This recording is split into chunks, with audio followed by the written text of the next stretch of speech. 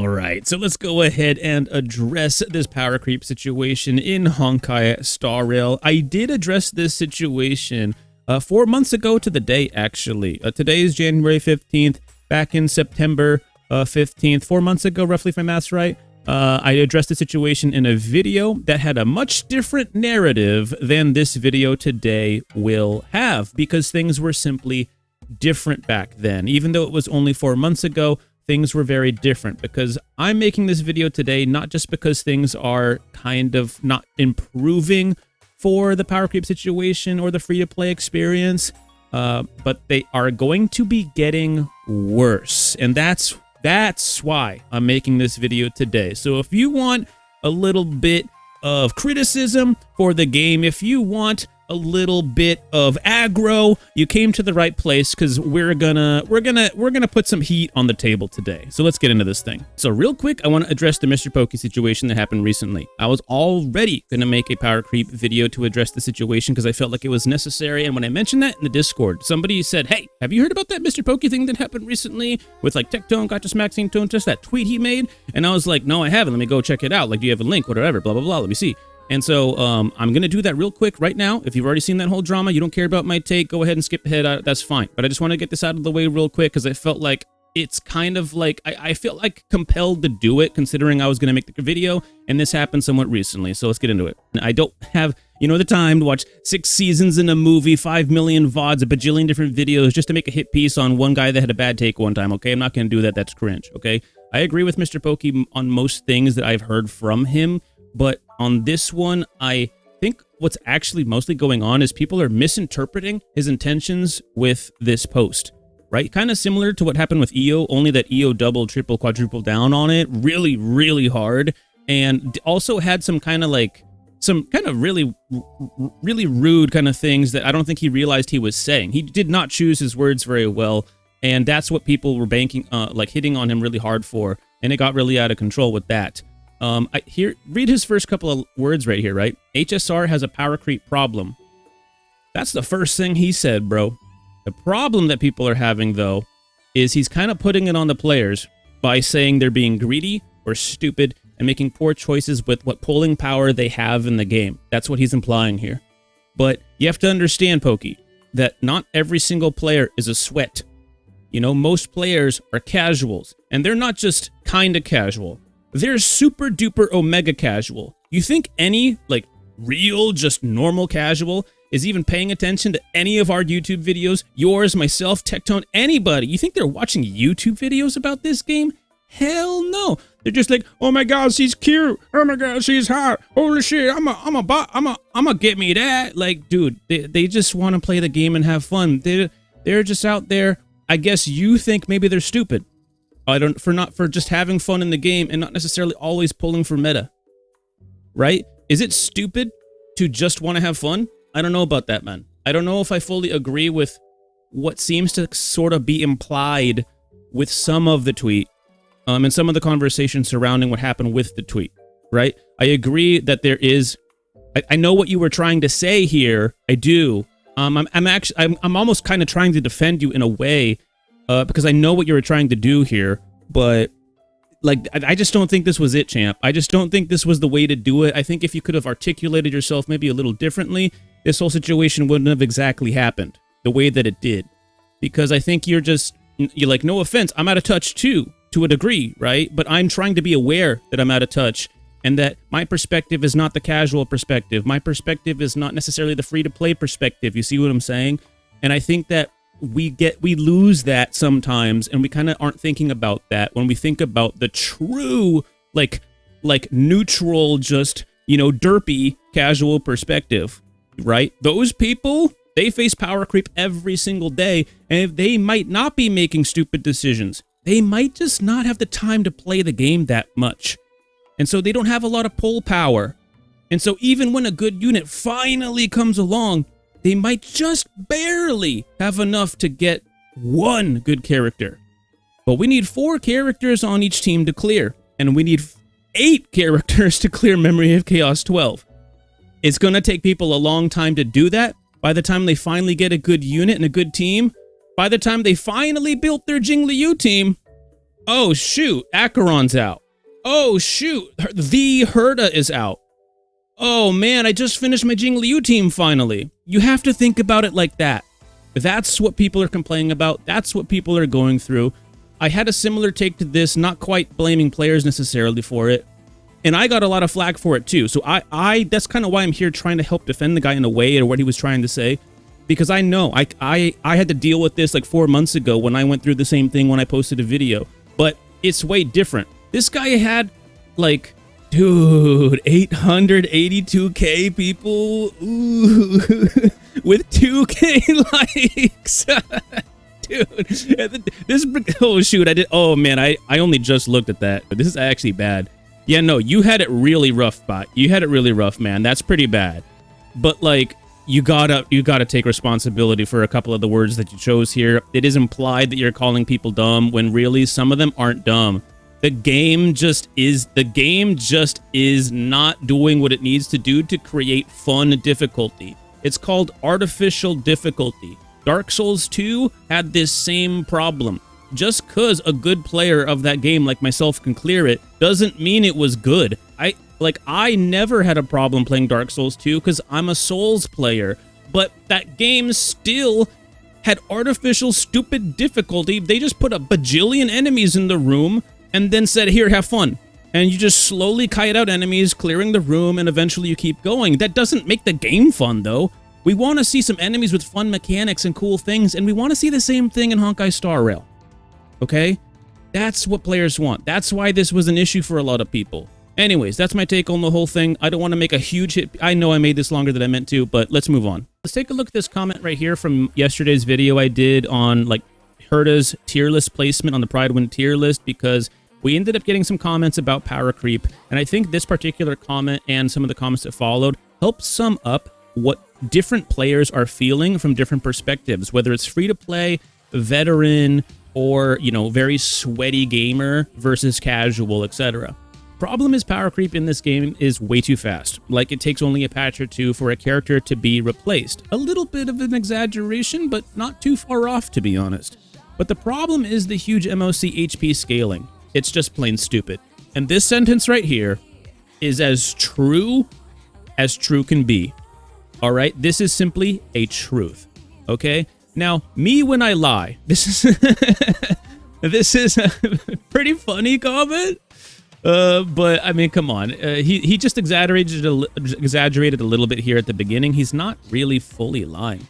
I still clear all content with Dr. Ratio, Yunli, Argenti, Jade, and Dead Acheron, by the way. I don't even have Jiao Cho, and none of the Eidolons are my supports. Don't lie, Ronmei and Huohuo and Fushuan is still doing phenomenal, being a 1.0 unit. So here's the thing. These players and myself are not casuals. We are not necessarily always going to be free to play. Like, this is the perspective of a sweaty player, right? These people are on the internet watching videos about the game. Most people that play the game don't watch videos about the game, don't watch guides about the game. We are a bunch of sweaty, nerdy degenerates out here, okay, fam? All right, we are the minority out here, okay? We are not the majority. Most players barely even know how to tie their own shoes in the game, okay? Like, they don't know shit from shampoo in this game, okay? Like, straight up. Like, that's why do you think everybody watching guides? You know what I mean? You know, you guys watch guides. Some of you watch guides because you're sweats, because you want to know the most optimal thing. But a lot of folks out there are watching guides because they don't know what the heck's going on, right? That's the average player perspective, whether you want to believe that or not, okay? Have some pride. You're probably a pretty good player in this game compared to the average Joe. So in Honkai Star Rail, there's a problem with the combat system that is going to be a cesspool for Powercreep that I don't think we're ever going to really be able to get rid of. And when I mean we, I mean the developers themselves. Let me explain what I mean. So in Honkai Star Rail, we don't have a jump button. We don't have a dodge button. We barely have any buttons at all, actually. If you're on keyboard, you have a Q, you have an E, You have a 1, 2, 3, 4. In some game modes, you might occasionally have an R, a special ability, whatever. But in Memory of Chaos, you only have 1, 2, 3, 4, and you have Q and you have E. That's it. And you will only ever push one of those buttons at once. This game could be played by a crippled person, a paraplegic, all right? Your cat could play this game, okay? Like, actually, okay? So what I'm getting at here is that when the developers are trying to like create more difficulty in the game, how the heck are they supposed to do it? This isn't Elden Ring. This isn't Dark Souls, okay? Like, they can't just make a really interesting boss mechanic where the boss does some cool, interesting, weird, intricate move and we have to somehow dodge or use some cool ability to maneuver around it. None of that exists in this game, and it can't. It's a turn-based strategy game, but it's also live service. This is kind of a rare little game we're playing right now, okay? What this basically means is it's very difficult for the developers to come up with ways to raise the difficulty level of like new content that comes out without just simply increasing the HP of the enemies. I know that sounds lazy, because it is. It's the easy way out. It is the lazy thing to do. It's not the tougher thing to do. And they occasionally do some cool things. I said do there. That was cool. Anyway, but we have like in Simulated Universe, for example, in like different Simulated Universe modes that we get every once in a while, I think that they do come up with some of that kind of stuff, right? Those game modes actually do have a bit more interest and nuance that we don't really get in Memory of Chaos. Yet, Memory of Chaos is still kind of like the pinnacle for a lot of players. Like, that's where I think most of us have the most enjoyment in the game, is running into MOC with the night or day it comes out and clearing that stuff the night of. That's one of the most fun things we have. But unfortunately, because of the way the combat system is set up, it's very, very difficult for them to come up with these different mechanics that can sort of slow down the player or make it more difficult for the player and force the player to come up with different strategies in order to overcome the obstacles that they present to us. It's hard for them to do that. So what's the default? Raise the HP of the enemy. It's easy. It works. The problem is, eventually, it's going to come back to bite them in the ass. And that's what's happening right now. I've heard from people that, like, I didn't check into this myself. I just heard this from people, but I've been hearing it a lot, that the boss enemies in Memory of Chaos are like 5, 6, 7 times more than it was in 1.0. That's insane. Like, has it really gotten that bad? No wonder Sela sucks now. You know what I mean? That's not good. Like, we're not going to be able to... We can't do that. Like, that's not going to be able to last forever, right? And I've heard this from a lot of people. Hey, don't just criticize. Come up with a solution. All right. I got a couple of ideas for you. So let's talk about it. All right, let me lay this one on you, okay? Let me spin you guys a yarn. Tell you guys a tale of patch 1.0 of Honkai Star Rail. For any veterans that are listening to this is gonna be a blast from the past. Do you remember the first couple of weeks of when the game came out, maybe like month, when we did not have the damage to be able to clear Memory of Chaos consistently? We didn't have the survivability to like literally live through Memory of Chaos consistently. We literally had to use Natasha, the only healer in the game at the time, and then we had to use March 7th or Preservation main character, Preservation MC. Dude, we had to use a Preservation unit and an Abundance unit. That was a requirement, or we weren't really able to clear, right? Maybe whales that dumped literally like hundreds, if not thousands of dollars into the game right at launch. Maybe those people could have, because they have like Eidolon up. Maybe they could have. But like, bro, first couple of weeks, we barely have any light cones. We barely have any relics. And we haven't had time to farm any of that stuff. You know what I mean? It was way, way different back then. It was way more nitty and gritty. And we had to worry about not just our damage output, but our survivability. When was the last time a veteran player or a sweaty player had to worry about survivability. I mean, in 2024, 2025, are any of you really worried about survivability? You just pop in you pop in Aventurine, you pop in Hoyo, you pop in Gallagher, you pop in Bushwan. You know, you have options. You have options these days. You know, even Lynx at the 4-star slot is a decent healer, right? Gallagher, 4-star healer. Like, I mean, one of the best in the game, right?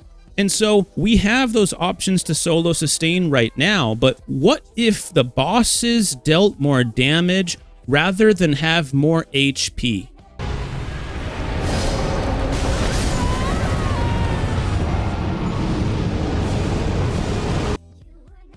They would deal more damage, and we'd have to shift towards survivability and worrying about that, and they wouldn't have to inflate the boss's HP so much, because this needs to slow down. I understand the boss HP is just going to keep going up and up and up and up and up, but it doesn't have to go up at the rate that it's going up. We need to slow this down.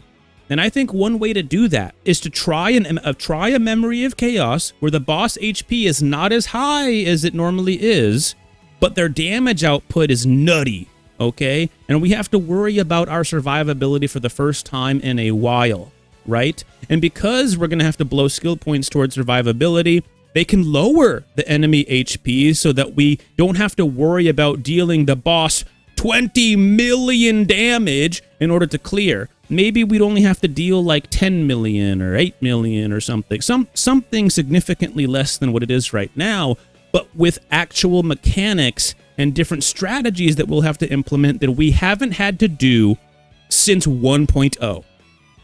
I think they need to try something different, and they could try this while they figure things out. This literally will give them a cushion. It literally gives them some wiggle room to occasionally give us a patch like that where it's more of a defense matters patch or a healing matters patch rather than a DPS matters patch, because it's been nothing but DPS matters patches since like 1.0 or 1.1, right? So I think that they could try something like that where they try to just implement something they haven't done before, or give us a throwback from like 1.0 or something that we haven't seen in a while, rather than just upping the HP every single time.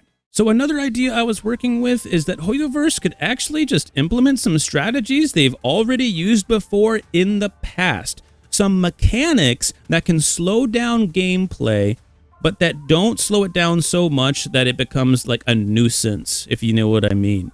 That way they can slow down combat, lower the boss HP, because if combat is slowed, it's just super cringe that the boss keeps its super high HP. That way, there's more nuance in combat. There's more strategy that we can implement.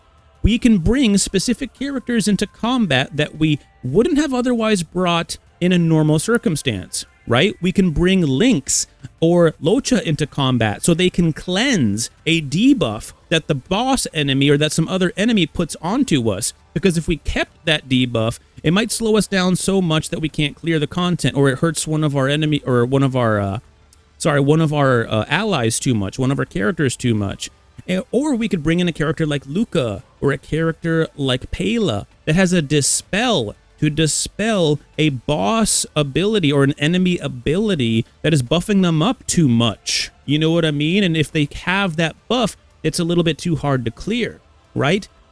Different strategies like that would create something, a fun experience for the player, a little bit of a puzzle to solve before they go into combat, and makes just something interesting, right? And it makes old characters relevant again. Remember how Herta and Himiko became relevant again because Pure Fiction came out and there was that cool little combo we could do, and it still works to this day? Stuff like that, like making old characters relevant again through in-game mechanics that are already there.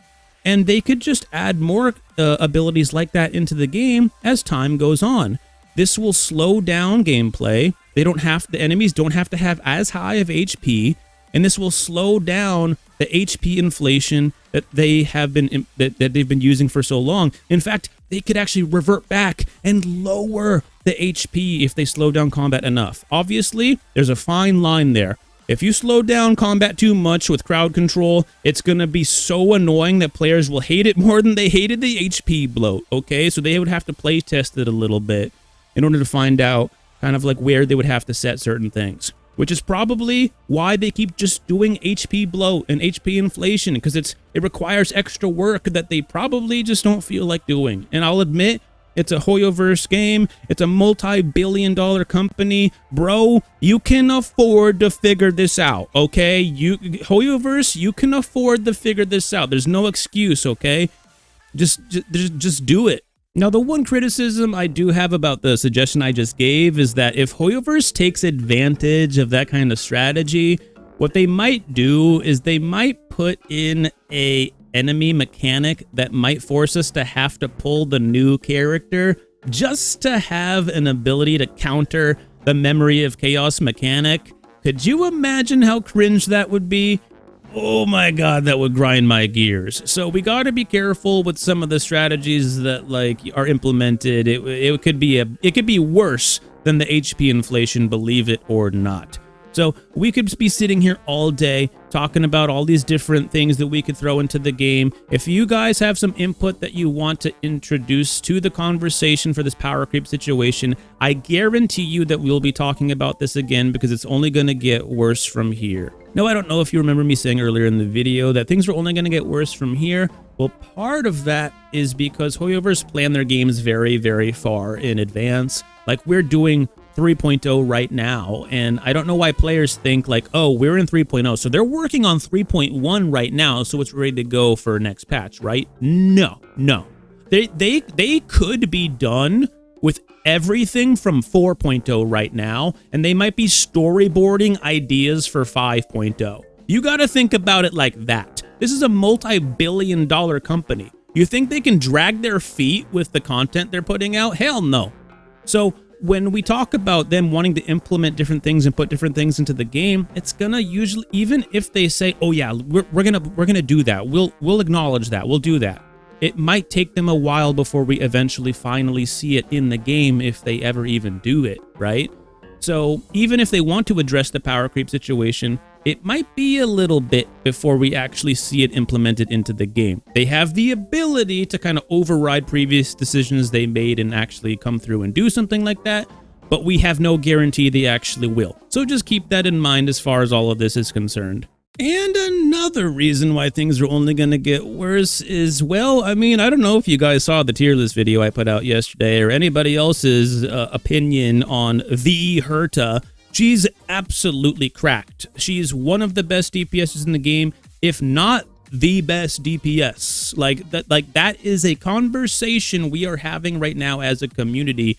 Is she maybe the best? You know what I mean? And obviously every account is different. Every account has different investment on relics, characters, etc. So, you know, what like my Acheron might be better than your Acheron, your Firefly might be better than my Firefly. I think you get what I'm trying to say here, right? There's a little bit of variation there in terms of like what might be the best for you versus what might be the best for somebody else. But if you could like just take a general average of each character, you know what I'm saying, tier list out the character, you know, Herta's up there. Herta's up there, and she might be number one right now. It's still a little bit early to say, but she might be like 1 or 2 or 3 for sure 1, 2, or 3, I'd say right now.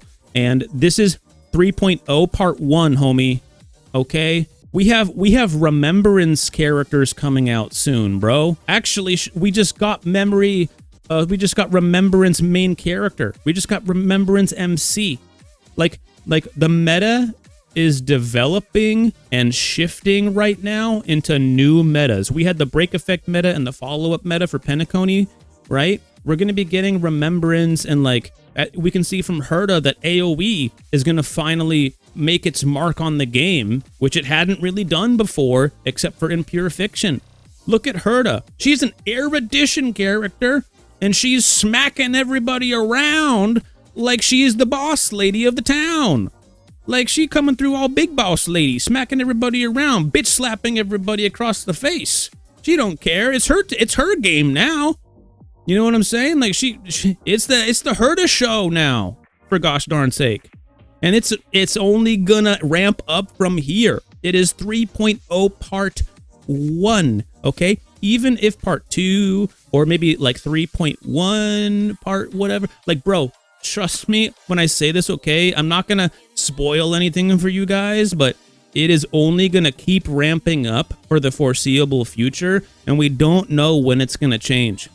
That's the main reason why I'm making this video today. So if you made it to this point right here, congratulations. I don't have a cookie to give you, but go get an Oreo and a glass of milk because you deserve one, okay? Like, straight up, it's only going to get worse, and it's going to be like that probably for the entire 3.0 block, I would say. Hopefully, they recognize the players' concerns and they start to make a shift towards what we want in the game. But we have no guarantee that's going to happen. I will admit it is a little bit concerning for free-to-play players with that free-to-play experience or new players coming into the game. Honestly, new players, I don't worry about them too much because like we always think new players have it really, really hard. New players want to do endgame on day 1. That's not how it works, bro. You don't start a Path of Exile character and start complaining that your level 1 can't do level 60 endgame content. You're not at endgame, bro. You just started. What are you talking about? Okay, you don't start a new character in World of Warcraft or Final Fantasy or an MMO and start complaining that you're not doing level 60 raids. You're level 1, you dingus. Play the game first. You know what I mean? And by the way, I'm not hating on new players. I like new players. That's why we need new players. We need casuals. We need sweats. We need everybody. It's just a team effort. It's a community. You know? But I just wanted to point that out, that like new player experience is not as like it's not as important until they get to a certain point, right? Until they're at like trying to really clear the end game, that's when things matter for them more. By the time they get there, it's not as big of a problem because they're a new player and they can just pull the new characters. You know what I mean? Power creep is less of a problem for them than it is, let's say, a free-to-play player that hyper invested into a character that isn't as relevant anymore. Like maybe Jingliu. Maybe you love Jingliu so much you got her E2 S1 and you didn't have a whole lot of pulls to maybe grab Acheron or Firefly or Fei Xiao or even but Jingliu to now, you probably have enough to pick up the Herta by now, right?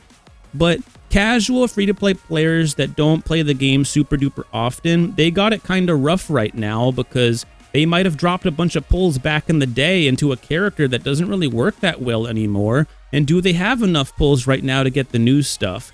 Because it's not just one, you don't need just one character, right? That's why, hey, I gotta say this. With the Herta, it is actually really good. And I talked about this in yesterday's video. Because despite her being a premium character, some of her best options are 4 stars. Gallagher is cracked with her. Okay? Right? Okay? Pela, good with her too. Serval, good with her too. These are 4-star characters, my guy, and they're some of her best options. Like 4-star Herta is quite literally like the second best synergetic character with 5-star Herta, right? But just run both Hertas on the same team, and you are playing top level play, my guy. Well, you have top level characters, I guess. You have a top level comp. But you get my point. You could have a team of 4 stars with your 5-star Herta, and you'll be clearing content with ease. So that is one good thing I will say about the situation, is that despite some of the power creep and stuff like that occurs with endgame content and being able to actually clear 36-star MOC, etc., that part's a little bit rough, and it's going to be rough for a little while. But if they continue to release characters like the Herta that actually do work with the free-to-play experience, that is a way. It's kind of a scummy way because it just causes people to still have to pull for one of the new characters, but it's a way for them to deal with the free-to-play problem that they created themselves, I guess. So at least they're taking care of it in some way. But I promise you right now, We got the Herta, right? She's actually free to play friendly, but let's just wait until the big one. And you know what I mean by like the big one, right? Like Acheron, I'd say, was probably the most hyped character that released in Penacony. Maybe you disagree with me. Maybe you feel like it was Firefly. Maybe you feel like it was Fei Xiao. But you get the drift, okay? When one of the big ones comes, one of the ones that you know right off the bat, you're like, that's gonna be a character. Like the moment you see them, you're like, oh boy. Oh, mommy, I want that one. Let me get that one. I want that one right there. Like that, when that happens, trust me on this, you're going to notice a scummy thing that Hoyoverse does that you're not going to like, that is not free-to-play friendly. Fei Xiao is an example of this. Now, you don't have to have Topaz. Mose works fine. You don't have to have Topaz, you know. There's other characters that work there at the 4-star level. But you kind of want Topaz, right? And you definitely want Aventurine. And if you don't have Aventurine, you're going to want Ling Sha. You see where I'm going with this? And you're definitely going to want friggin' Robin, okay? That's this freaking follow-up attack team, and which I love, by the way. I don't get it twisted. My follow-up attack team is one of my favorite teams. But it might be more highly invested than my Acheron team. And bro, I have an E2S1 Acheron. Okay? Alright? Okay? Hello? But I have a full 5-star lineup for my actually wait, I have a full 5-star lineup for my Acheron team too. Am I out of touch? I think I'm out of touch. Anyways, this whole situation is dumb. Hoyoverse needs to recognize this whole HP inflation thing is dumb. They need to keep releasing characters like 5-star Herta that are free-to-play friendly so that the problems that they created don't get worse than they already are. They need to implement more mechanics into the game so that like we actually have to implement strategy rather than just DPS everything down like it's, you know, 1.0 or something.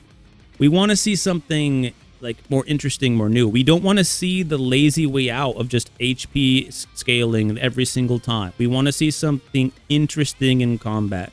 And I understand that's hard for Hoyoverse to do compared to another game like that has a jump. Like even Genshin is easier to implement stuff in there, which is embarrassing that they have the same exact problem in Genshin with HP scaling. It's actually ridiculous. It's actually so stupid. By the way, guys, Honkai Star Rail at least is not as bad as Genshin. Like there is no excuse for Genshin to have this HP scaling issue when they have a dodge, when they can actually move around in combat, and there's real mechanics that bosses have in combat that are like physical that you can maneuver around. Like there is no excuse for Genshin.